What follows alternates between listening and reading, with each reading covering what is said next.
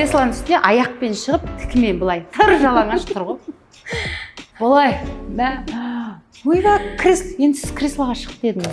Немесе духовная измена болады. Ол мысалы тек сол адаммен сөйлесу. Жасамайтындар да бар шығар. Жасамайтындардың прогестероны төмен. Еркек емес, айғыр емес болды ол. Таза еркек, мен еркекпін, мен айғырмын деген еркек ол. Жоқ, пластиканың бәрі ол өзгеріс, күрделі өзгеріс. Кәдімгідей ол қайта орнына келмейтін өзгеріс. Маған көбінесе выгорание, ішкі күйі құлап кеткен, өзін таппай жүрген әйелдер қазір негізі көп. Және эндокринный гинекология бар. Мен бұл саланың бәрінде аздап болсын жұмыс істеп көрдім. Родзалдан бастадым, профосмотрға шықтым, жаңағы операцияға да кіріп көрдім. Осы детская матка деп жатады ғой. Ол не өтірік нәрсе деп сияқты маған бала тумаған әйелді шынымен детская матка. Кішкентай болмай ма өзі? Бұл шығетін білмейтін, бірақ біреуден үйреніп алып соны әрі қарай жалғастырам деген адамды мен қоштаймын. Ер азаматтардың бедеулігі болған кезде әйел қаншалықты ұрықты әйел болғанмен ол сол кезде мен гинекологқа қаралған кезімде көп нәрсені істеп трубаң бітеу, сен көтере алмайсың деп айтты маған. Енді ұрық болмаса ғана, егер туа біткен ұрық болмаса қызда, онда біз шарасыз ұзақ мерзімге кетеді. 15-20 жыл менімен жас спиральдарды алып жатырмын. Всем привет, сіздермен бірге мен Мөлдір Мұратбек және көптен күткен Әлем Women подкасты, әйелдерге арналған, отношениеге арналған подкастымыз бүгін басталмақшы. Біздің бүгінгі алғашқы қонағымыз Тараз қаласындағы 16 жылдық опыты бар гинеколог, узист, эндокринолог, сондай-ақ Демет Групп медициналық орталығының негізін қалаушы Динара ханым. Қош келдіңіз, Динара ханым. Сізді бүгінгі сұхбатта көргеніме өте қатты қуаныштымын. Алтын уақытыңызды бөліп келгеніңізге көптен көп рахмет.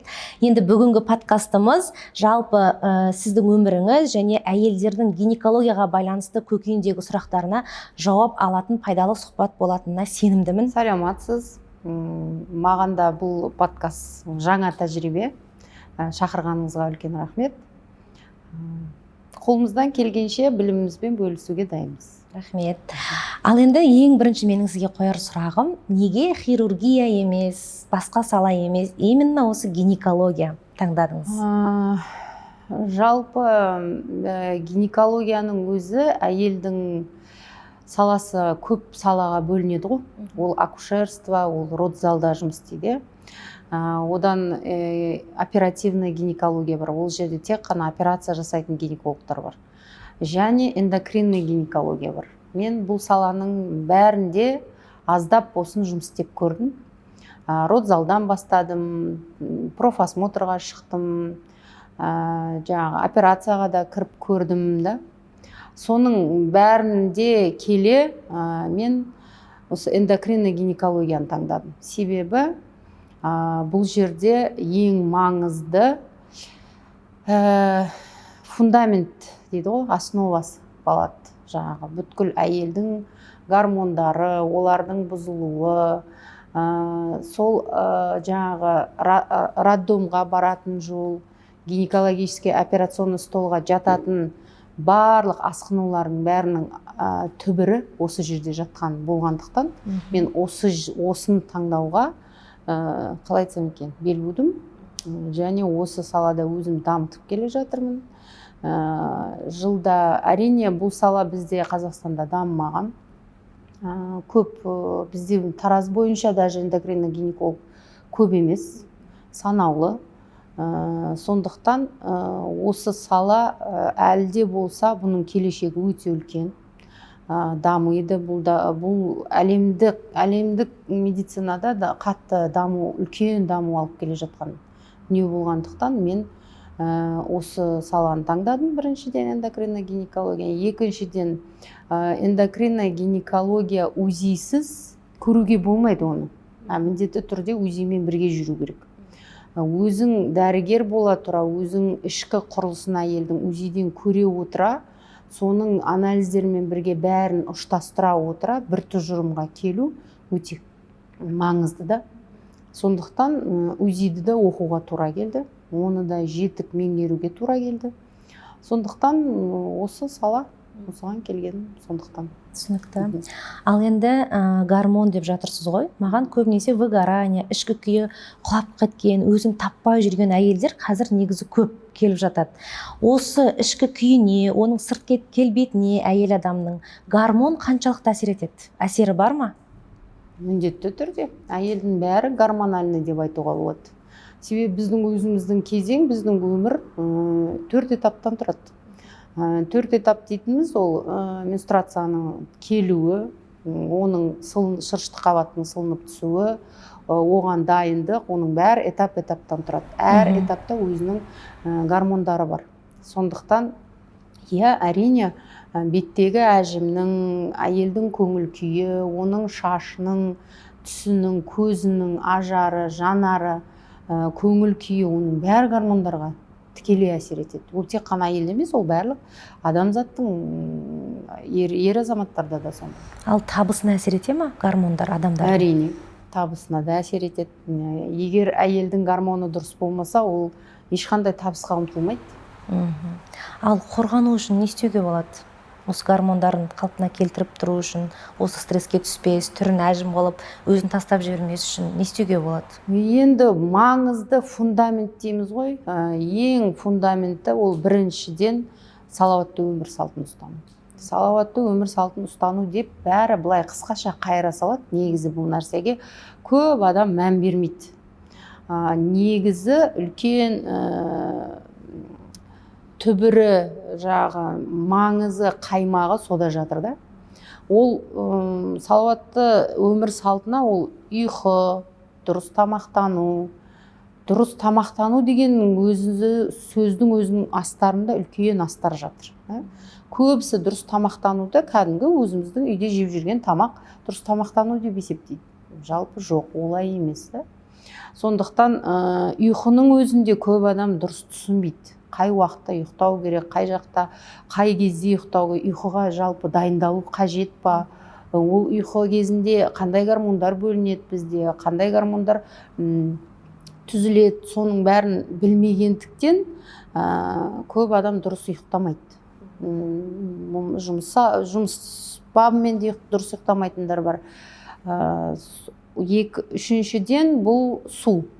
Су ішу мәселесі тоже. Қазір енді интернеттің социальный сеттердің бұлай неғып тұрған кез ғой. Бұл жерде әркім әртүрлі айтады. Біреу 2 литрге дейін су ішу керек дейді, біреу 1,5 литр су ішу керек дейді, біреу жылы күйінде ішу керек дейді, біреу мұзда күйінде ішу керек дейді. Сондықтан бұның бәрін міндетті түрде маманмен ақылдаса отырып, сізге қай су, қандай температурада, қанша мөлшерде, оның бәрін, егер сіздің өзіңіздің біліміңіз жетпейтін болса, онда міндетті түрде дәрігермен ақылдаса отырып, осыны сұрау керек. Кез келген дәрігер бұны білу керек. Ол эндокринолог болсын, ол гинеколог болсын, ол гастроэнтеролог болсын, ол терапия, барлық дәрігердің бірінші айтатын сөзі дұрыс тамақтану, дұрыс ұйықтау, қалай дұрыс су ішу, соны анализіне қарай, зерттеулеріне қарай айту керек. Ал енді осы жерде әйелдер сізге көбінесе қандай состояниеде келеді? Емді өзінің денсаулығына күтіп қараймын деп бастаған кезден бастап, неден бастаған дұрыс? Бірінші көбінесе енді біздің менталитетке байланысты ма білмеймін, әрине өте өкінішті, бізде әйелдер көбінесе маңдайы барып ауруға немесе бір шыға алмайтын жағдайға жеткен кезінде, сондай кезде келеді ғой. Ол ауру асқынып, жанына батқан кезде келеді. Ол алдын алу, профилактикалық деген түрде келетін әйелдер саны 10% десем, қателеспеймін. 10%. Қалған пайызды бізде асқынып кеткен түрде келеді көбінесе. Әрине, біріншіден кез келген әйел, міне бүгін мысалы менде приемда болды. Жыл сайын ең үлкен қателігі әйелдердің жыл сайын УЗИ өтеді. Тек қана УЗИ өтеді екен. УЗИ щитовидке, УЗИ бір іш құрылысын УЗИға түсіреді, женский жағын УЗИға түсіреді. Сол УЗИ түсу барысында мен айтып жатырмын да, сенің спиралің ұзақ уақыт тұр, саған бұл зиян деген кезде, ол кісі айтады, мен қанша жылдан бері обследование өтем, маған ешкім оны айтқан жоқ деп. УЗИ тек қана ол органдарда бір өзгеріс бар ма, ода бір түйін бар ма, соны ғана айта алады. Ол сен жыл сайын өзің ағзаң үшін чекап өтті деген сөзді білдірмейді ол. Сен түгел МРТ-ға өтсең де ол чекапқа жатпайды. Түсінікті ғой, сол үшін ол жерге бірінші анализ кіреді, осмотр келеді, обследование, содан кейін бар ол МРТ, УЗИ-ға показания болса ғана, дәрігер бір нәрсенің бір бар екенін сезсе, соған подозрение болса ғана, ол УЗИ немесе МРТ береді. То есть диагностика ол дополнительный болып есептеледі. Бізде көбінесе 50% әйелмен сөйлесіп отырып, оның айтқан шағымдарынан 50% диагноз қоюға болады. Енді қазір әйел адамның денсаулығы ғана емес, интимдік аймағының эстетикасы дегенде қатты шығып жатыр. Бұл сән бе, әлде әйел адамның либидосының көтерілуіне тікелей әсер ете ме? Қаншалықты дұрыс? Тек қана әдемі көріну керек па ол жақ? Әйелдің егер гормондары дұрыс болса, ода өзіне деген махаббат болады. Ол өзін қандай түрде болмасын, ол толық болсын, арық болсын, оның сырт жыныс мүшелері басқаша, ерекше болсын, ол сол күйінде өзін қабылдай алады. Ал егер оның гормондары дұрыс болмаса, ода біріншіден апатия болады, өзін кемсіту болады, өзін басқамен салыстыру болады. Соның салдарынан ол өзін төсекте бере алмайды, өзін еркін сезіне алмайды, қысылады. Соның салдарынан интимдік жаңағы психикалық түрде бұзылады. Өзіне сенім, 100% сенімді әйел, ол қандай пішінде болсын, қандай формада болсын, қандай көзі жаңағы не дейміз, қисық болсын, басқа болсын, ол өзін сенімді әйел, ол өзін бере алады. Ол эфирда болсын, төсекте болсын, ол жұмыста болсын, өзін көрсете алады. Сондықтан ішкі ағзадан бастау керек бірінші. Жоқ, айтып атқаным жаңа неше түрлі плазма лифтинг нәрселер жасап жатыр ғой. Бұл қаншалықты әйел адамға қажет? Қаншама неше түр шығып кетті ғой. Қазір қаншама өзіне пластика жасап, сол арқылы өзіне сенімділік жаңағы бергісі келетін адамдар көп қой. Пластикалық, хирургиялық, мысалы бет, жыныс мүше деген сияқты да, соның бәрін өзгерту арқылы өзіне сенімділік бергісі келеді. Енді көп пластикалық операцияға бара беретін адам, мне кажется, бірінші психиатрға бару керек. Ол ұзақ мерзімді емес қой бұл, Жоқ, пластиканың бәрі ол өзгеріс, күрделі өзгеріс, кәдімгідей, ол қайта орнына келмейтін өзгеріс. Өзіңнің табиғаттан жаратылысың сондай болатын болса, оған қарсы келу жалпы бізде дәрігерлердің арасында ол құптамайды. Бар дүниемен өмір сүру керек. Егер ол мысалы ернеулер кейде ұзын болып жатады, үлкен болып жатады, олар егер қанап, қажалып, бір кедергі келтіретін жағдай болса ғана бізде пластикалық хирургия көрсетілген. Жалпы просто тек қана жаңағыдай эстетикалық тұрда или тек өзіме ұнамайды деген жағдайда болатын болса, онда ол уже біз обычно айтамыз да, өзіміздің арамызда психикасы дұрыс емес. Жалпы негізі пластический хирургияға келетін адам, ол іш дүниесімен өзіне сенімсіз. Іш дүниесімен ол өзін осы қалпында қабылдай алмаған адам. Енді осы интимнің әйелдік болмысына әсері қандай? Интим қатынас па? Аха. Секс ол бәр кез, қай заманда болсын керек әйелге. Керек. Көбісі жазып жатады бізде. Мен жолдасым қайтыс болып кеткен, немесе ажырасқанмын, мен қанша жылдан бері ешкіммен кездеспеймін, бұл қаншалық мен ағзама зиян деп. Әрине зиян. Себебі табиғаттан жаратылыс ол әйелді еркекке, еркекті әйелге жаратқан. Сондықтан әрине зиян, ол және жыныстық қатынас регулярно болуы, оның тұрақты болуы, оның әр түрлі болуы, әрине ол сенімділік береді, өзін басқа адам сүйетіндігін береді, сен біреуге керек екеніңді береді. Әрине соның арқасында эндорфин гормоны бөлінеді ол. Эндорфин гормон это гормон счастья. Гормон счастья бар әйел ол бақытты. Ол қатынас аптасына қанша рет болуы керек? Жасқа байланысты ма или? Жоқ. Я жасқа да байланысты, әрине, конечно. 50-дегі әйел күнде бола алмайды, ол міндетті түрде. Жасқа байланысты, неғұрлым жас болған 35 жасқа дейін, былай айтайық, 35 жасқа дейін әйел күнде болу керек. 35-тен кейін аптасына 3 рет. 40-қа дейін жалпы негізі аптасына 3 рет, 4 рет болып тұру керек. 40-тан кейін өзі көп әйелдерде либидо төмендейді. Ол біздің ұрықтың санының төмендеуіне байланысты, соған байланысты гормондардың түсуіне байланысты. Сондықтан ол жерде өзі әйелдің өзінің қалауымен сондай болады. Негізі 35 жасқа дейін ол күнделікті болу керек. Жоқ, болады ғой бір қыздар қызық емес, күйеуін баласы сияқты жұмсайды, не қылады да, вообще төсек қызық емес оған. Ода не проблема сонда? Вообще қызық емес. Көбінесе барлық либидо дегеніміз жаңағы жыныстық қатынасты қалау. Енді қараңыз, либидо деген ол қыз женственная, да, нежная, бірақ төсекке келгенде жоқ. Ондай қыздар көп, бізде ол көбінесе поликистозный қыздарда жиі кездеседі. Поликистоз деген қыздар көбінесе оның аналық безінде ұрық өте көп, бірақ олар ешқайсы пісіп жетілмейді. Оларда 2 жылда жылына 1 рет овуляция болады. Сондықтан жиі овуляция болмағандықтан олар особо төсек қаламайды. Бұл да ондай қыздардың фигурасы әдемі болады. 90-60-90 болады. Внешне қарасаң сексуально әдемі болады. Төсекке келгенде олар өзін бере алмайды. Себебі өздері қаламайды. Неге? Себебі овуляция жоқ оларда. Ай сайын болатын овуляциясы болатын әйел ғана өзін төсекте бере алады. Қалайды.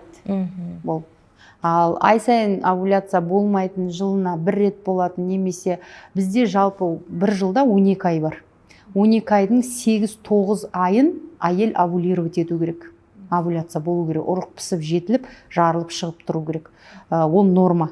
Ал кейбір әйелдерде керісінше болады. 1 жылда 12 ай болатын болса, соның 3-4 айын ұрығы жарады. Сонда ол сол 3-4 айда ғана еркек төсек қалайды. Қалған уақытта қаламайды. Бұл да гормондардың жаңағы ұйқының, тамақтанудың, қанттың ағзада бөлінуінің, синтезінің бұзылуының салдарынан болатын дүние. Енді қазір онкология деген көбейіп жатыр ғой, сол туралы айтсақ. Осы онкология айтады ғой, көбінесе психологический, өкпе реніштен, обидадан, іште жинағаннан пайда болады дейді. Бұл қаншалықты рас? Медициналық тұрғыда келгенде бізде қазір соғыс жоқ қой. Соғыс? Иә. Бұл үлкен стресс. Соғыстың кезінде онкология қатты бұл замандағыдай болған жоқ қой. Сондықтан қазір стресс деп бәрін стресске жауып қоюға болмайды. Себебі біздің ученыйлармен доказано, что онкоклетка барлық адамның ағзасында бар. Ол циркулирует в крови, жүгіріп жүр қанда.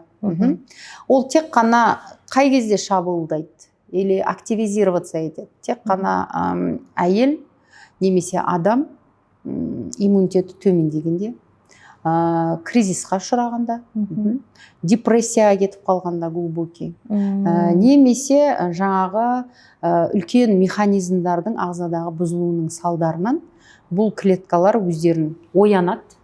Ояну арқылы ағзаны повреждать ете бастайды. Ал стресс біреулерден келіп жатады ғой, мен мысалы жолдасым қайтыс болды, балам жерледім, анам қайтыс болды, сонан кейін осындай пайда болды деп сонымен ұштастырып жатыр. Жалпы енді стресс ол түрткі ғой, былай айтқанда. Соның қатты стресс алу арқылы немесе қатты бір күйзеліс болудың ол түрткі. Жалпы барлық стресс ондай адамдардың бәрінде болып жатыр ғой. Мысалы, екеуміз апалы сіңлі, бірде шешеміз өледі, бірде қайғырамыз. Бірақ бірде екеумізде онкология болмайды ғой. Мысалы, менде болады, сенде болмайды. Значит, мен өз ағзамды әбден уже тоздырып, тоздығына жеткенмін. Соның салдарынан екеумізде болып жатқан бірдей стрессті екі адамға бергенде біреуміз ауырып жатырмыз да. Сондықтан тек қана стресстен деп айту ол дұрыс емес. Ол ағзаның истощениясы, иммунитеттің төмендеуі, соның салдарынан стресс немесе тағы да басқа факторлардың түрткі болуы. Ал енді қазір бала көтере алмай жүрген адамдар көп. Көбінесе выкидыш деп жатады, бала түсіріп жатады. Мысалы, бір менің құрбымда болды, тест положительный көрсеткен, барады, тұр бала дейді, барсаң бір 2 аптадан кейін әлі жүрек соғысы жоқ, и бір күні в общем эмбрион бар, іші пустой дейді. Ол не нәрсе, ол не үшін болып жатыр деп ойлайсыз? Ондай да бола ма жалпы? Қалай ол іші пустой деп біз түсінбейміз ғой. УЗИ солай айтқан. Анембриония деген диагноз. Анембриония деген жалпы ол аңдарда да кездеседі. Егер жұмыртқаны алатын болсақ, жұмыртқаның ағы бар, сарысы жоқ. Ондай жұмыртқаларда кездеседі. Сондықтан бала мына екі еркек пен әйелдің ұрығының будандасуы кезінде бір процестердің дұрыс жүрмеуінің салдарынан бізде анембриония пайда болады. То есть эмбрион ерте кезеңінде дамымай қалады. Ол бар эмбрион негізі, бірақ өсіп жетіліп дамылмайды. Диагноз анембриония дейді. То есть эмбрионның ішіндегі жоқтығы. Ол емделеді? Ол емделмейді, ол тек қана түсік. Келесін нормально көтере алады. Ол үшін әйелде, еркекте өз ұрықтарын тексеру керек.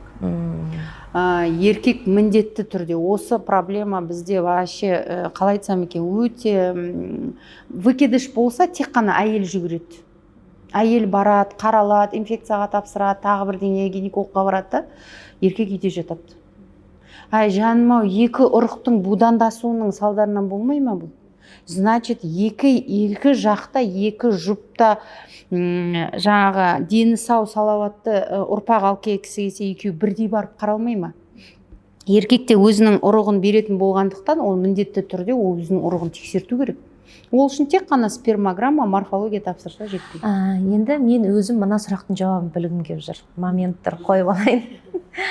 Менде 2015 жылғы ұлым бар, 2017 жылы қызым болды. Екеуі де кесаревамен босандым. Бірақ арада бір 2 жыл өткеннен кейін мен көтерейін деп көтере алмадым. Сол кезде мен гинекологқа қаралған кезімде көп нәрсені істе, трубаң бітеу, сен көтере алмайсың деп айтты маған. Тек қана эко деді. Ал мен оны қабылдағым келген жоқ. Қалай, мен 2 бала тудым, қалай бітеу ол деп проходимость жоқ деп. Мақұл деп 3 рет эко жасаттым. 3-еуі де тұрған жоқ. Бірақ бір 3 ай 4 айдан кейін өзім табиғи жолмен көтеріппін. Енді оны Құдайдың берген сыйы деймін да, но все-таки ішімде қалып кетті да. Не ол труба, жабық труба ашылуы мүмкін ба деп ше? Бар ғой 2-3 баладан кейін көтере алмай жүргендер. Былай. Жалпы Қазақстан әлі дамымаған мемлекеттерге жатады. Біздің көлегіміз көп болып, жаңағы киіміміз, үйіміз, машинамыз болғанмен, біз дамымаған мемлекетке жатамыз. Себебі бізде ана өлімі бар, бала өлімі бар. Жалпы бізде әлі протоколдар өте ескі, жаңармаған. Сондықтан әлем бойынша, әлемдік медицинаны алатын болсақ, дамыған мемлекеттерді алатын болсақ, ол жерде ешқандай труба біз сияқты тексерілмейді. Проходимость деген жасалынбайды. Бізде? Дамыған мемлекеттерде. Ол біз сияқты дамымаған мемлекетте, медицинасы әлі төмен мемлекетте ғана труба тексеріледі. Бір рет туып, бір рет болсын бірнеше рет туған әйелде труба бітелмейді. Труба тек қана бітеледі қай кезде? Әйел туберкулезбен ауырса. Әйел, действительно, әйелдің иммунитеті төмен болып, ол бір жаңа хламидия, цитомегала деген вирусты инфекцияны тұрақты қатты ауырып, соны жұқтырып, соның анализде қайта-қайта шыға береді, түспейді титрі, например. Сол кезде ғана біз спаечный процесс трубада болуы мүмкін деген тұжырым жасауымызға болады. А жалпы бір туған әйелде труба негізі бітелмейді. Трубада бітеледі немесе оның өзінің анатомиялық өзгерісі болса. Бәрі әйелдің трубасы бір размерде болмайды. Өте ұзын, былай иреленген трубаға дейін көргенмен операция кезінде. Ондай әйел өзі көтеріп, екіншісіне внематочный болып түскен кезінде біз таң қалдық. Қалай мынандай ұзын шираланған трубамен мына әйел бірінші баласын өзі көтеріп, өзі босанған. Екіншісінде внематочный болған. Себебі ол ізбезі көтеріп жатыр. Ананы еміз жүріп екіншісіне. Сондықтан әйел емізіп жүрген кезде, ол босана салысымен екіншісін көтеріп жатқан кезде жатыр әлі дайын емес, ағза дайын емес, оны қабылдай алмайды. Сол кезде внематочный болады, болмаса жаңағыдай түсіктер болып жатады. А жалпы проходимость жасаудың қажеті жоқ. Бірінші болып сперманы тексерту керек. Сперма еркекте былай, оларда біз сияқты емес. Бізде тұрақтылық бар. Бізде ай сайын овуляция болады, ұрық жарылып піседі. Еркекте олай емес. Еркекте ол ұйықтамаса, шаршаса, дұрыс тамақтанбаса, алкоголь тағы деген сияқты, оның спермасының подвижности дейміз ғой, қимылы күрт өзгереді.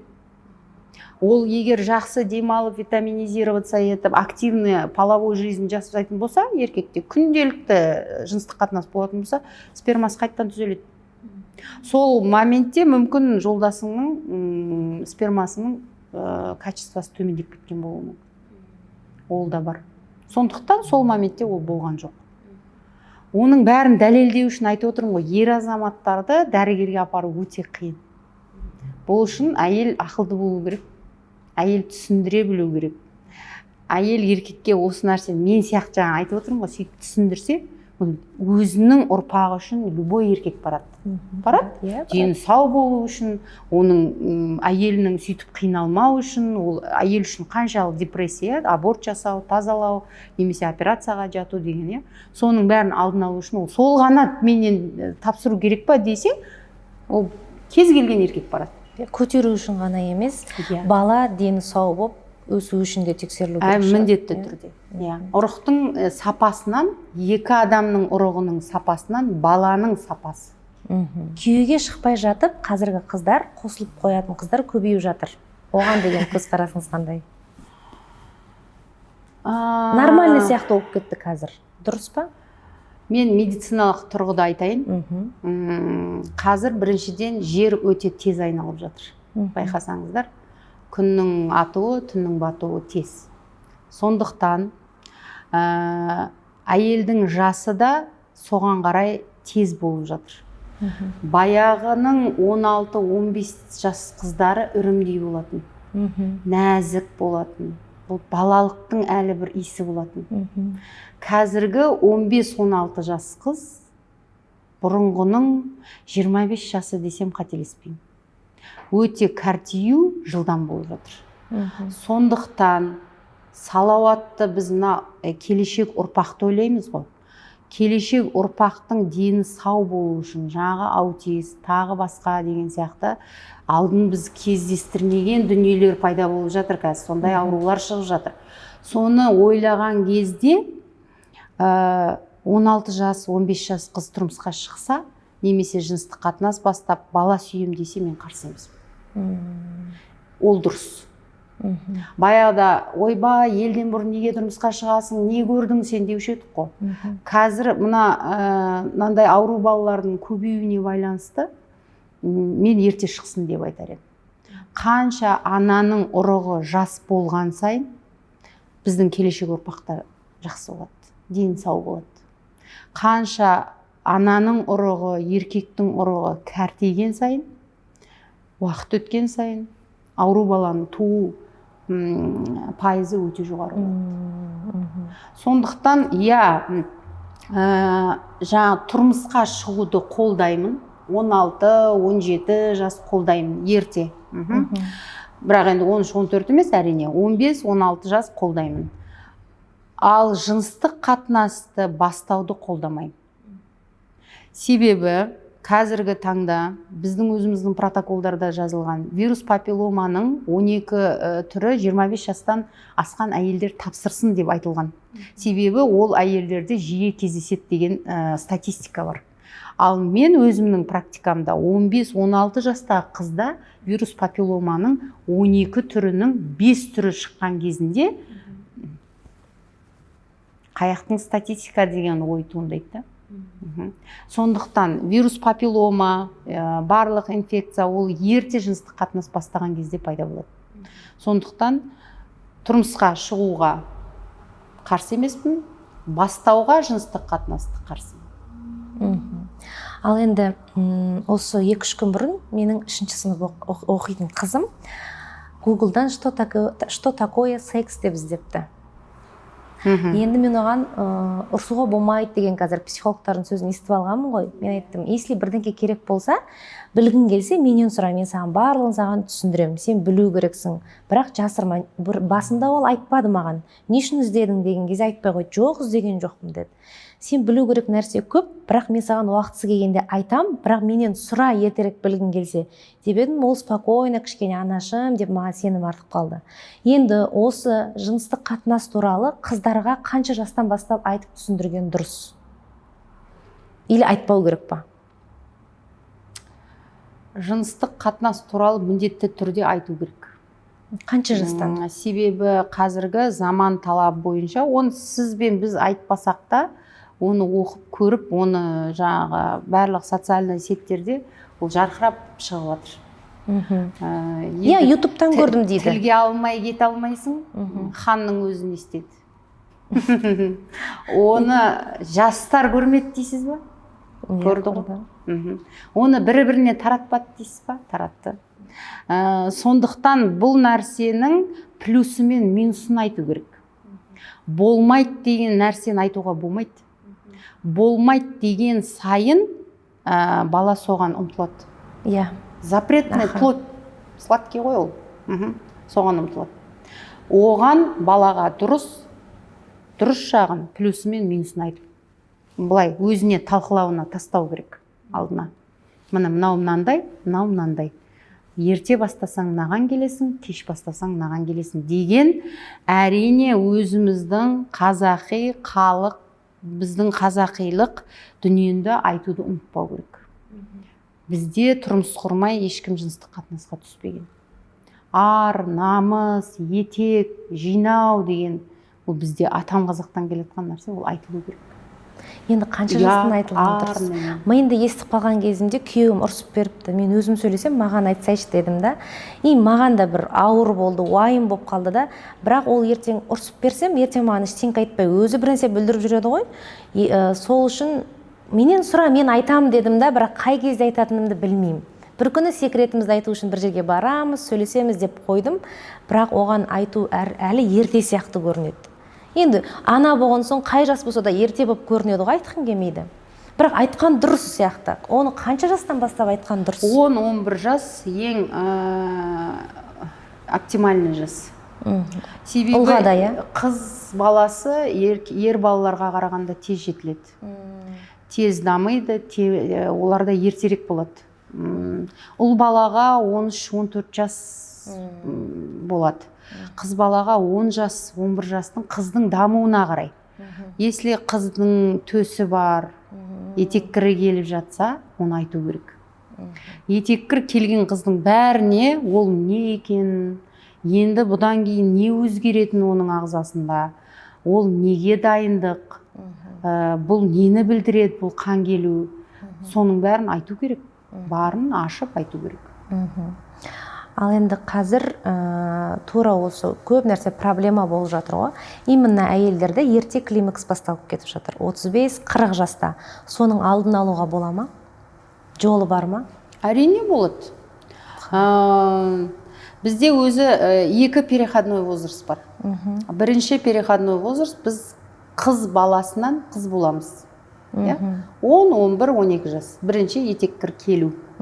Осы переходной возрастта өте маңызды возраст бұл да. Бұл кезде әйел міндетті түрде баланың ұйқысын, соткысын қазіргі заманға қарайда тамақ ішуін, мысалы кейбір көп қыздар келеді бізде чипсы алады, басқа алады, мектептегі тамақтану соның бәрін қатаң қадағалау керек ата-ана.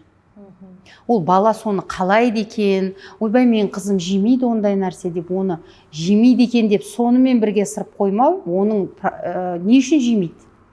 Бала не үшін ет жемейді? Бала неге көксөк жемейді? Неге оны сұрамайды ол? Тапшылық бар ағзада. Онымен жұмыс істеу керек, оны көрсету керек, қаралу керек специалист. Бізде мән бермейді. Бізде не дейді? Мен сондай болғам, сен маған тартқансың. Болмаса атасы сондай болған, атасына тартқан деп. Жоқ, ол дұрыс емес. Жалпы адам барлық нәрсені жеу керек. Ол балық болсын, ол ет болсын, ол көксөк болсын, бала да тура солай. Оның дәмінің сезуін ата-ана қалыптастыру керек. Егер анасы ғой енді басынан қазанның құлағы. Еріншектік болып базардан агуша, печенье, бірдеңе сатып алып дайын нәрсені баланың алдына бере беретін болса, бала соған бейімделеді. Баланың дәм сезу қабілеті соған бейімделіп кетеді. Сол бірінші кезең. Екінші кезең ол біздің 35 жас. 35 жас бұл әйелден кәрілікке аяқ басу кезең. Ойбай, жаман естіледі екен. 35 жас бұл сен балаңды туатынды туасың, емізетінді емізесің. Бір границаға келетін кез ғой. Осы границаға келген кезде міндетті түрде әйел толық қанды обследование өту керек. Мен әрі қарай өзімді онкологиядан және ерте кәртеюден алдын алу үшін не істеуім керек деген сұрақ қойылу керек.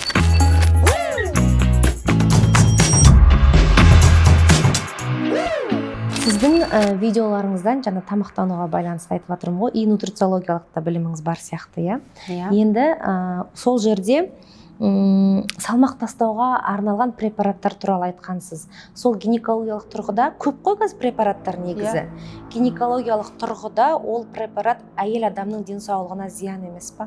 Әрине былайда біз препараттарды үлкен жаңағыдай соцсетке шығарудың алдында біз оларды міндетті түрде өзіміз толыққанды изучать етеміз. Қалай, қандай ученыйлармен исследование жүрген, себебі оны жаппай алып кетеді ғой халық. Мен инстаграмға шығаратын болсам, оны жаппай халық алып кетеді. Ол дәрігердің страницасынан көрдім, болады екен деген сөз, значит, ол не вредный деген сөзбен ұштастырады да, адам без назначения алып кете алады. Сондықтан жалпы өзім деп айтайық, өзім негізі кез келген дәріні біреуге айтудың алдында, немесе шығарудың алдында, оны толыққанды изучать етіп, сосын барып шығарамыз.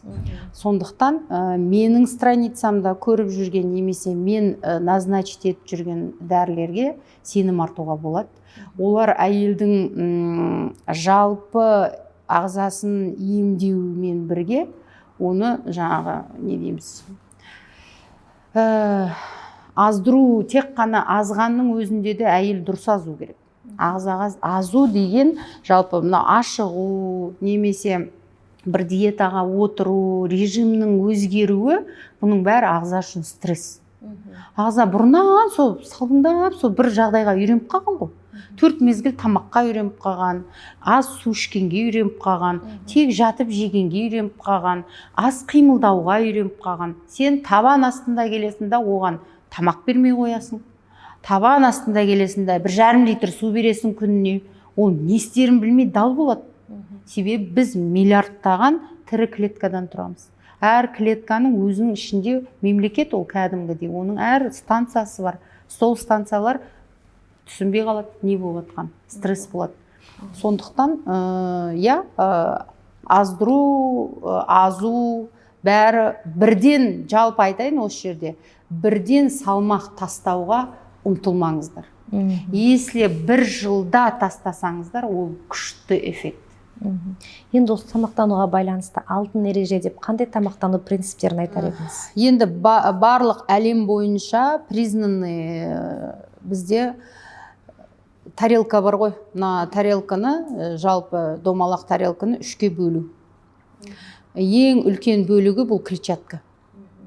Себебі барлық зерттеулермен доказано, что клетчатка біздің ішекті, асқазанды жуу, оның фимбрияларының арасын тазалау, соның арқасында кишечниктің, асқазанның сіңімділігін жақсартады.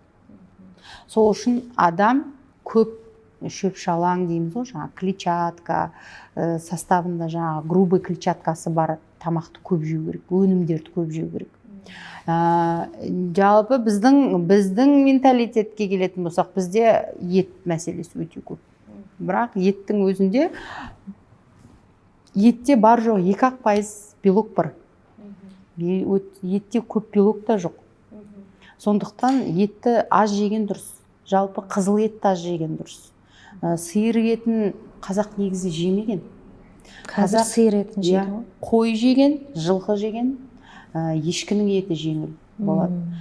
Сиырдың еті бізде көп фастфудтарыңызда, котлеттеріңізде, сосискаларыңыздың бәрі сиыр етімен жүреді. Сиыр еті негізі ағзаға пайдасыз. Сондай нәрсені аз жеу керек, және тәтті пісіру түсіргеннің заттарды ең соңында аз ғана мөлшермен жеу керек. Тәттілер әйелдің ең жақсы көретін нәрсесі ғой. Иә.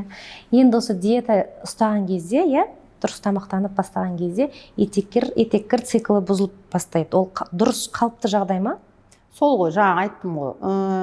Ағза бір режимға үйренген, оны алып сіз басқа режимға ауыстырып жатсыз. Сол режим ауысу барысында барлық ағзадағы процестер өзгереді. Сіңімділік өзгереді, шығару өзгереді. Соның салдарынан әрине гормондардың түзілуі де бұзылады. Бұзылады, ол дұрыс емес па? Бірден азбау керек. Бірден салмақ тастамау керек, сондықтан ағзаға күтім беріп, оны бірден жаңағы есеңгіретпей, жайлап, күнделікті жеп отқан дүниесін беру керек. Мысалы, килокалорияға есептейтін болса, сіз 2,5 килокалорияға үйренген болсаң, соны беру керек, бірақ продуктының түрін өзгерту керек. Тез қорытылатын, асты тез қорытатын, белогы көптеу, клетчаткасы көп, сондай килокалория беріп, сонымен жай оны азайту арқылы осылай келу керек. Ал енді көп әйелдің сұрағы деп ойлаймын, негізі еш жері ауырмаса да әйел адамдар жылына қанша рет емделу керек? Жалпы мен емделу деген нәрсені вообще түсінбеймін.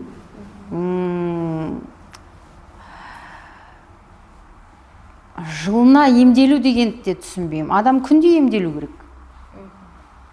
Күнде емделу деген ол күнделікті азында дұрыс тұру, су ішу, тамақтану, соның өзі күнделікті ем. Ол үшін мысалы жыл 12 ай бойы қалай болса солай өмір сүріп, бір айға барып мен емделуге келдім деген ол қалай сонда? Сонда сен бір ай емделгеніңмен ар жағында 10 айыңды әшейін шашып тастайсың ба? Жоқ, ондай профилактикалық мен жылына 2 рет барып емделіп келем, 3 рет барып келіп емдеген нәрсе жоқ ондай. Сен өзіңді профилактика жасайым десең, ол күнделікті жүру, күнделікті дұрыс тамақтану, күнделікті дұрыс ұйықтау. Енді арасында біз қазақпыз ғой, тойсыз қалай, құдалықсыз қалай, басқасыз қалай деген сияқты. Енді ондайлар болып тұрады енді. Аптасына 1 рет болып қалуы мүмкін, айына 2 рет болып қалуы мүмкін. Сондай кезде бұзылуы мүмкін біздің режим. Бұлай күнделікті режим сақтау керек. Дисциплина деген болу керек. Дисциплина болмаған жерде денсаулықта болмайды. Ал енді УЗИ маманы ретінде сізге сұрағым. Жүкті кезінде УЗИға қайта түсу балаға зиян дейді. Ол қаншалықты зиян?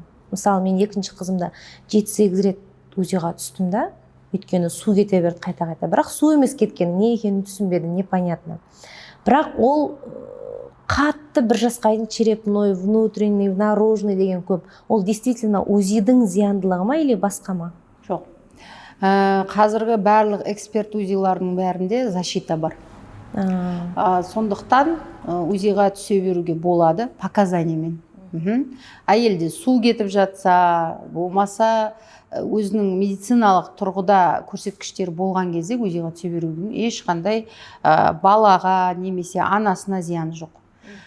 Керісінше сол УЗИ аппараттың қасында 7 сағат, 8 сағат отқан маман үшін өте зиян.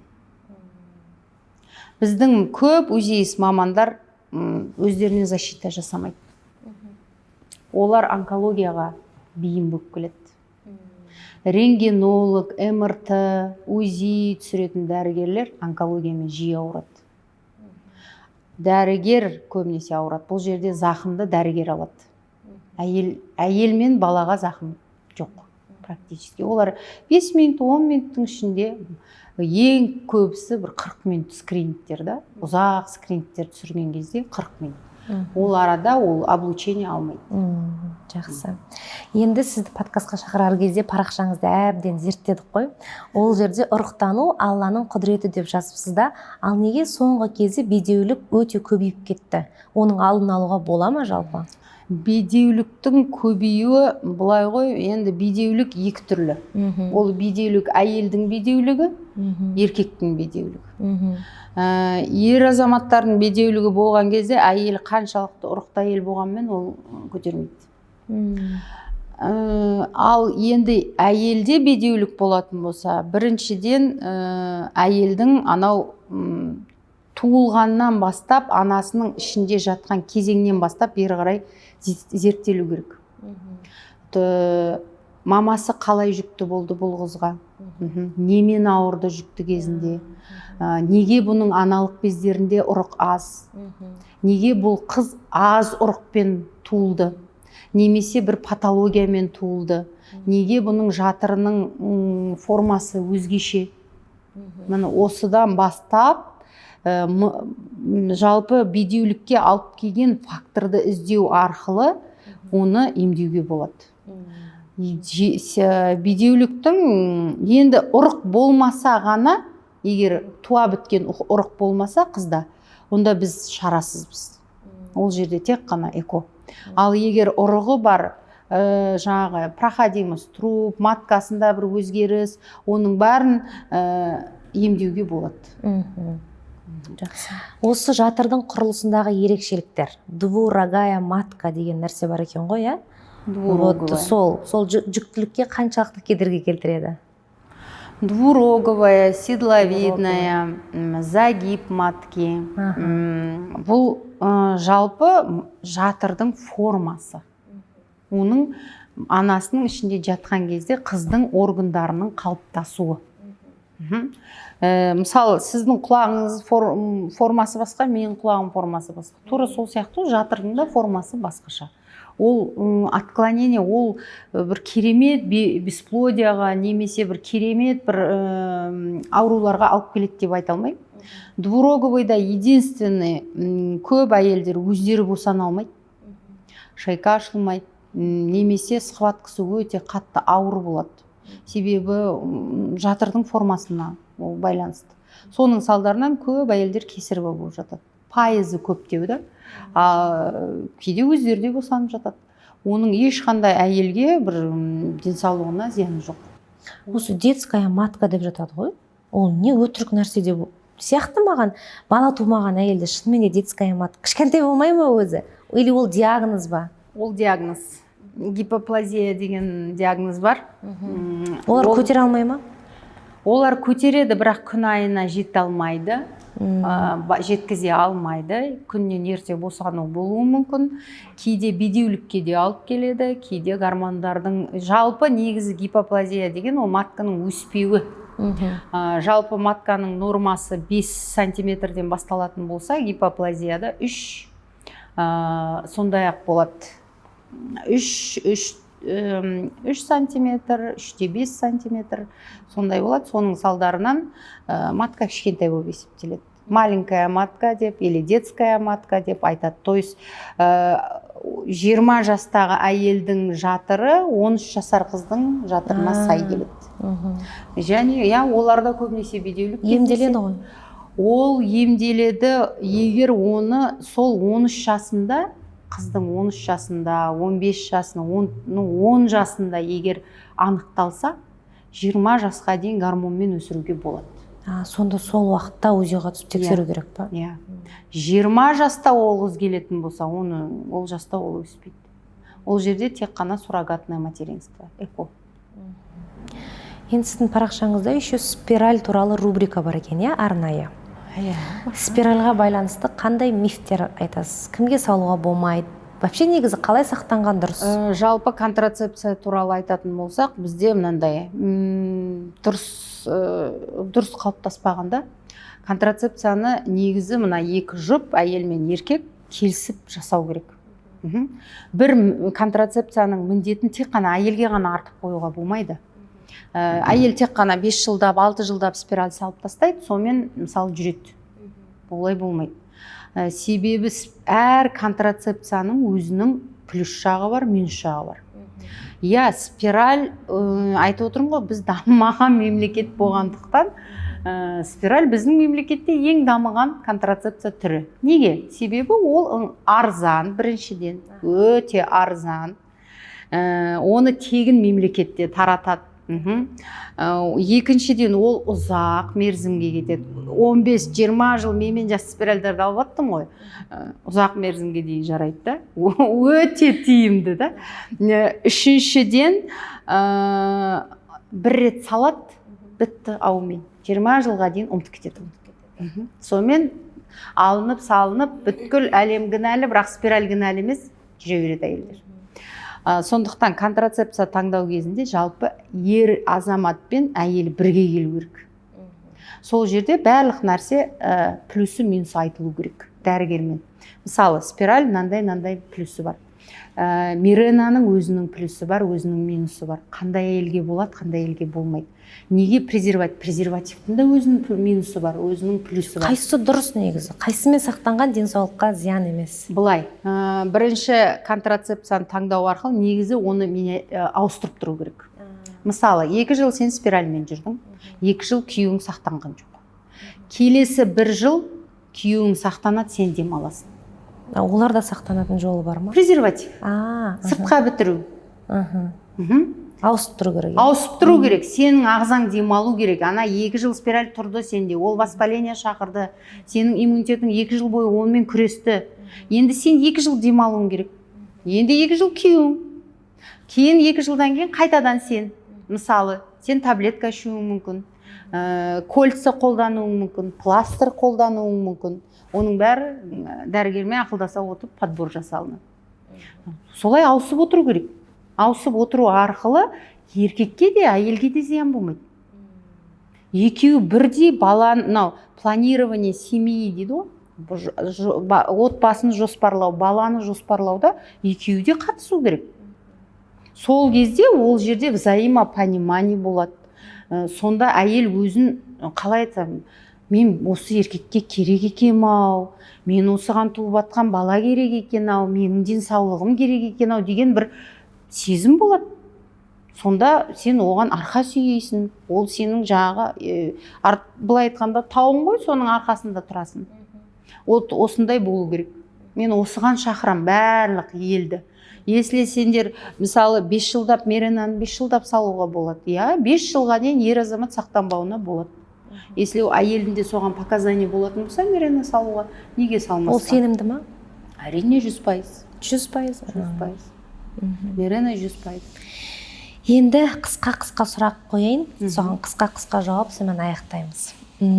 Қазір TikTokта көп осы гинекологияға байланысты, жыныстық қатынасқа, спираль болсын, қандай тақырып болсын, ең қауіпті тақырыптар айтылып жатыр ғой. Соның ең қауіпті кеңесіне нені жатқызар едіңіз? Өзіңіз де естіп жүрген шығарсыз. Барлық интим гимнастикаларға қарсымын. Неге? Көп қой қыздар қазір отырып қалсақ қыздармен интим гимнастикаға бар дейді, жаңағы күйеуіне деген қызығушылығы жоқтарға солай совет береді.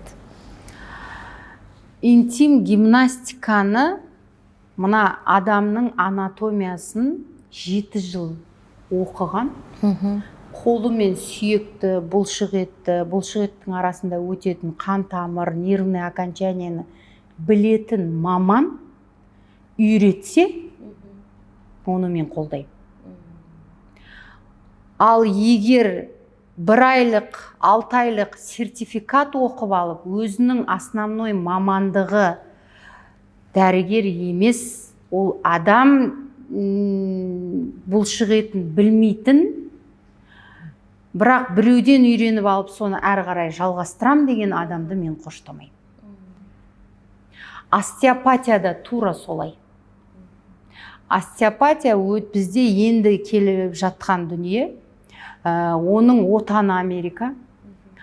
Ол жерде тек қана остеопатияны кәдімгі 7 жыл оқыған дәрігер, дипломы бар, содан кейін барып постдипломны остеопатияны оқып, себебі ол қай точканы, қай жерді, нені басу керек, немен жұмыс істеу керек, қай сүйекті қалай орнына келтіру керек, оны білмеген адам, мен баламды, анамды, жолдасымды, мен ондай остеопатияның никогда кушеткасына жатқызбаймын. Сенбеймін, себебі. Міндетті түрде анатомияны оқыған, трупты көрген, труппен жұмыс істеген, қай жерде, қай сосуд, қай жерде, қандай нервный окончание өтетін дәрігер болған кезде ғана, ол сол дипломированный остеопатияны оқу үшін 4,5 жыл оқиды. Оққан маман болса, мен өз баламды апарам массажға, жолдасымды, анамды деген сияқты жақын, өзімді сеніп тапсырам. Басқа дүниеге жоқ. Аборт жайлы айтсақ, қазір қанша жаста көбінесе қыздар келеді сізге аборт жасатуға? Әрине, біз жас медициналық тұрғыда біз жас немесе бір артық информация беруге құқылы емеспіз. Себебі бізде ол жеке бас несі болғандықтан, ол информациялар жалпы түрде айтылмайды. Ол бір. Екіншіден, тек қана жалпылама айтып өтуіме болады. Аборттың жас аймағы өте күрт жасарды десем болады. Ол 15 деп айтуға да келмей, 14 жастан бері қарай. Жаңа айтып отырмын ғой, жастың бұрынғы қыздар жас көрінетін, бая қыздар үлбіреген баладай болатын. Қазіргі мынау заман солай ма, елі жердің тез айналуы ма, жетілуі тез болып жатыр ма? 15-16 жасар қыздардың, 15-14 жасар қыздардың қынабын көрген кезде, мен үлкен әйелдің қынабымен тең, бірдей. Бұл даму процесінің өзгеруіне байланысты. Сондықтан жаңағы контрацепцияның, айтып тұрмын ғой, жаңағы контрацепцияның білмеу, жыныстық қатынастың не екенін, көп қыздардың алданып қалуы, мүмкін ер азамат онымен болған жігіттердің, үлкен жігіттердің кішкентай қыздарды алдауы да өте жиі кездесіп жатыр. Жарайды, ол 15-14 жасар қыз білмеген шығар жыныстық қатынас не екен. Но сонымен болып жатқан опытный жаңағы бір баласы бар, 2 баласы бар еркектен болған қыздар келген кезде жағаң ұстайсың әрине. Бірақ қазір жас қыздардың өзі де үлкен еркектерге көзқарастары басқаша ғой? Бұл оның бәрі мына Инстаграмның салдары ғой. Сол жерде әдемі өмір салады, эстетикалық керемет. Сондайды бәрі қалайды. Ешкім ауылға барғысы келмейді, ауылда келін болғысы келмейді. Сөйтеді да бірден байлыққа немесе роскош өмірге ие болғысы келеді. Ондай роскош өмірді ешқашан 20-дағы бала бере алмайды. Енді өзі институт бітіріп, енді оқуға, жұмысқа кіріп жатқан бала қайдан береді оны? Оны тек жаңағыдай тұрақталған, өзінің бизнесі бар, болмаса жаңағыдай өзін өмірде тапқан адам, азамат қана бере алады. Сондықтан ол азамат үшін қыздар доступ. Ал опять-таки бұл жерде тағы да қазақтың менталитетінің өзінің жойылып кетуі, үйде айтылмау. Қызды 40 үйден тыю деген өтірік емес қой. Қыз ночной клубта жүреді. Менде ночной клубта жыныстық қатынаста болып, содан екіқабат болған қыз бар. Бар ма жігіттер қыз емес, қыздық пердесі бар деп тексертіп келе кететін? Бола ма сіздерде? Көбінесе бізде бірінші үйленеді, бірінші түн болады, сол кезде қан шықпайды, сол кезден жігіт алып келетін кездер жиі кездеседі, 80% сондай кезде. Әрине еркек азаматының намысы тапталған, ол жерде мен маған дейін болып болған деген сияқты, мен бұдан кейін қалай бұнымен өмір сүрем деген сияқты, сол мәселемен көп келеді. Ал қыз өзінің қыздығын тексерту үшін келетін ол 5% десем болады. Олар не үшін келеді сонда? Жай, мен мысалы жақында тұрмысқа шығайын деп жатырмын, қорқам. Мысалы мен кездесіп жүрген жігітім религиозный, діндар адам. Жоқ, өзі білетін шығар енді. Өзі білмейді. Жоқ, ол енді анандай ғой, жаңа қыздық перде, біз айтып жатырмыз ғой, қыздық перде әркімде әртүрлі болады.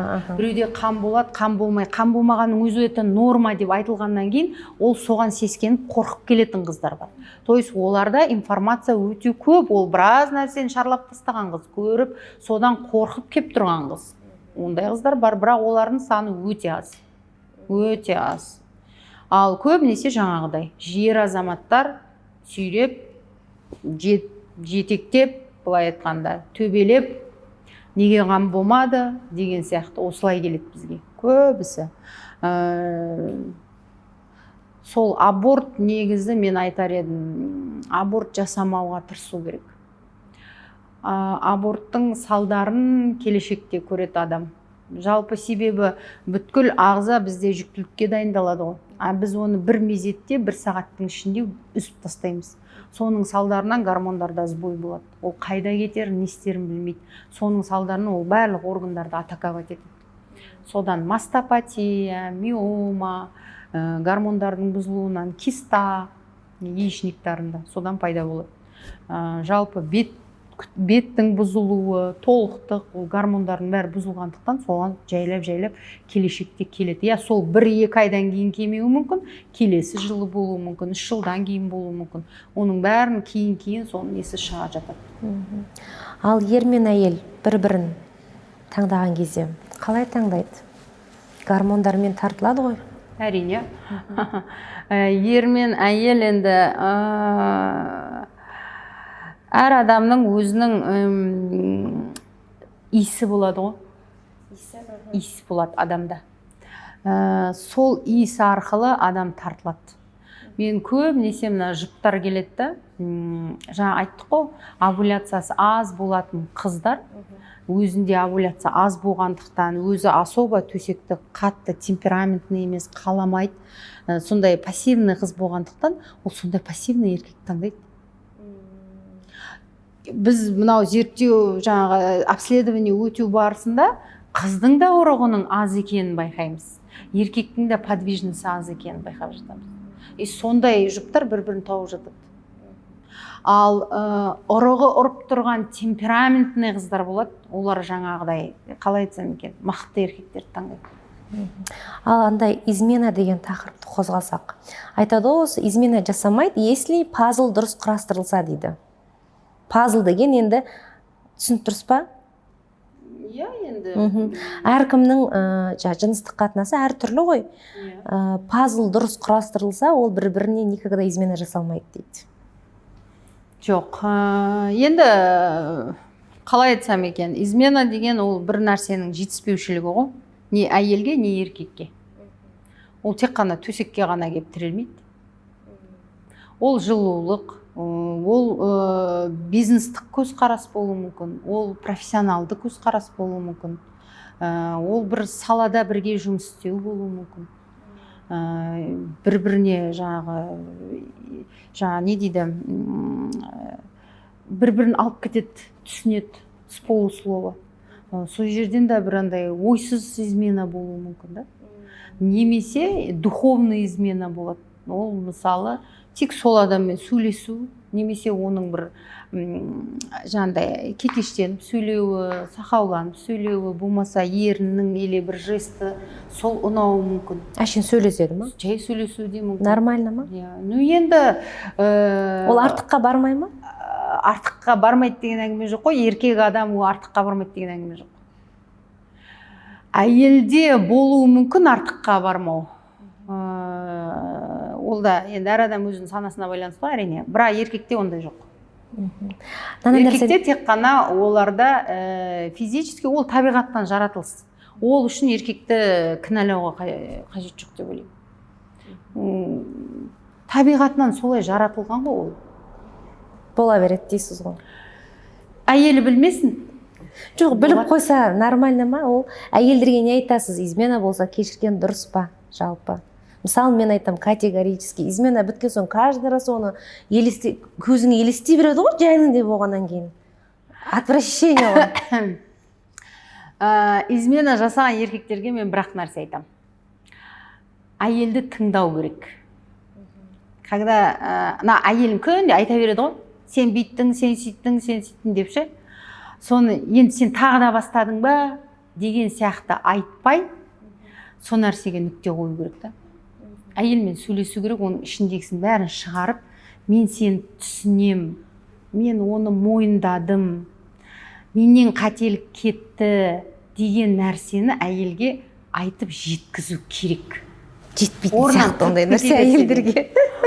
Жоқ, жеткізу керек. Сол кезде әйелде андай өзіне удовлетворенность болады да. Мен жеткіздім, мен түсіндірдім. Әйелдерге не айтасыз? Изменаны басынан кешірген. Енді әркімде әртүрлі жағдай болады ғой, жалпы измена дегенде. Измена жасалған кезде әйел бірінші болып өзіне сұрақ қою керек. Мен қай жерде қандай қателік жібердім? Мен не бере алмадым? Ол нені іздеді ол жақтан? Ол нәрсе неге менде жоқ? Ол тек қана секс емес, ол қынап емес, мен сіздерге айтам. Енді мына жерде айту қаншалықты дұрыс емесін айтпаймын. Ер азаматтың мүшесінде тек головка ғана чувствительный. Ол головка любой жерге тисе, қынаптың, ол қынабың кең ба, узкий ма, неважно, любой жерге тисе, ол ләззат алады. Сондықтан бәр изменаны сексқа кеп, ананыкі тар болған шығар, ол қыз болған шығар дегенге алып келуге болмайды. Әйелдер осы нәрсені түсіну керек. Мен сол үшін, мысалы, операция жасатам, интим гимнастика деген. Бүйтем, сөйтем, өзіме қараймын, жоқ. Мүмкін ода мүлдем ол еркекте басқа дүние шығар. Может, ол әйелдің активность ұнайтын шығар. Мүмкін ол әйелдің наоборот тыныш отырып сол еркекті тыңдай білетін қасиет ұнайтын шығар. Понимаете? Бұл жерде психология ғой. Жалпы негізі измена болған отбасына жақсы психологты таңдап, екеуі бір-біріне айтып, осы мәселені шешкен дұрыс. Өзіңше жастықты құшақтап алып жылай бергеннен, еркекке кеп оны айта бергеннен, ол шешілмейтін мәселе. Лучше измена жасалмаған дұрыс. Жалпы, наверное, бірақ ол табиғаттан қашып болмайды ғой. Еркек ол табиғатынан измена жасайды. Жасамайтындар да бар шығар. Жасамайтындардың прогестероны төмен. Еркек емес, айғыр емес болды ол. Таза еркек, мен еркекпін, мен айғырмын деген еркек ол измена етеді. Ол табиғат. Оның прогестероны жоғары, оны хочет. Болды. Хочет, ол вкус әркімде әртүрлі ғой енді. Оған спорт етпейміз. Түсініп қала. Оны, наверное, мен сияқты 40-қа келген кезде ғана әйел түсінетін шығар. Әрине жастар, сен сияқты жас қаны қайнап тұрған кезінде гормон ұрып тұрған әйел оны мойындамайды. Пока сондай болып тұр. Мойындамайды, оны қабылдай алмайды, оны түсінбейді. Оны түсіну үшін опыт керек, білім керек, еркекті түсіне білу керек. Адам жалпы еркек емес, адамды түсіне білу керек. Еркек деп бөлуге болмайды, адамды түсіне білу керек. Рахмет. Енді ең соңғысын бір позитивті сұрақпен аяқтайық.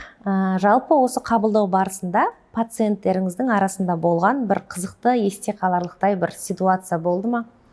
Ол қандай? Білмеймін, қызықты жағдай өте көп қой. Бізде обычно былай болады ғой, бір жай болды. Прием барысында жас келіншек келді, жаңадан үйленген. Сосын 2 бөлме болатын. келесі бөлме ол қарау бөлмесі, смотровой. Содан мен айттым, мен ішке кіріп шешініп креслоға шық деп айттым. Как обычно күнделікті айтатын сөзіміз ғой. Содан жаңағы бөлменің есігін ашып кіріп қалған кезінде талып қала жаздадым, себебі қыз түгел денесін бәрін шешіп тастаған. Сөйтіп креслоға шық десе, ол креслоға отырмағанда аяғымен креслоға былай потолокқа дейін шығып тұр ғой. Тігінен тұр ғой бүйтіп маған. Түсініп тұрсың ба? Креслоның үстіне аяқпен шығып, тікімен былай тыр жалаңаш тұр ғой. Былай, ойбай, енді сіз креслоға шық дедіңіз ғой дейді. Сонда міне гинекологияны үйрету дегенді қыз білмейді ғой, өмірінде ол креслоны көрмеген, оны анасы айтпаған. Ол кезде деген интернет деген жоқ қой ауылда. Оны қайдан білсін ол креслоның қандай екен, оған қалай жату керек екен, қалай қай жағынан келу екен, ол білмейді. Оны анасы да айтпаған оны. Сол шық дедік, шешін деді, ол қайдан білсін, түгел шешініп тастады. Сөйтті де шығып отырды. Енді ести өзі бойы ұзын қыз болып, мен шошып кеттім, шын айтсам, асылып қалған сияқты бүйтіп тыр жалаңаш тұрған кезде шошыған кез болған енді әрине. Жарайды, ал енді Динара ханым бүгін барлық әйелдер қауымына өте пайдалы сұхбат болды деп есептеймін. Сізге де көптен көп рахмет. Жалпы осы әлемдегі барлық әйел бақытты болуға лайықты деп ойлаймын. Енді сізге кішігірім сыйлығымыз бар, соны бере салайық. Рахмет. Бақытты болыңыз, өзіңізді де пациент деп ұмытып кетпеңіз. Сізге көп рахмет осы қолдап алғашқы подкасты келгеніңізге. Міне гүл және Әлем Women подкастынан тәтті торт үйге барып. Үлкен рахмет, керемет, рахмет. Сіздердің де ұжымдарыңызға табыс тілеймін, творчестволық табыс тілеймін. Өзекті мәселелерді көтеріп, шындықты айтуға тырысыңыздар. Халықтың көкейінде жүрген сұрақтарға жауап беріп, халықтың білімін, сауатын арттыруға атсалысып жүрген жандарсыздар. Осы мәселеде шынайылықты, дұрыс жолды, қателікті аз жасауға, қазіргі интернеттің құрбаны болмауға, не болса соған еліктей бермеуге мен әйелдерді шақырар едім. Өзіңізді осы бар қалпыңызда сүюге тырысыңыз. Ал енді бүгінгі егер подкаст ұнаса, лайк басыңыздар, комментария жазыңыздар, құрбыларыңызға жіберіп қойыңыздар, пайдалы болсын. Және де біздің тағы да бір айтарымыз, осы Динара ханымның және менің оқырмандарыма, егер де осы подкасттың ұнаған бір отрывоктарын сториске салып бізді белгілейтін болсаңыздар, мен Әлем Women проектіме бір адамды тегін жолдама берем, және Динара ханым өзінің 5 адамға тегін УЗИ услугасын сыйламақшы. Сондықтан комментарияда үздіксіз жазыңыздар. Және де бізде тағы да сұхбатта басқа да адамдар болатынына, басқа да мамандарды шақыратынымызды айта кетемін. Қош сау болыңыздар.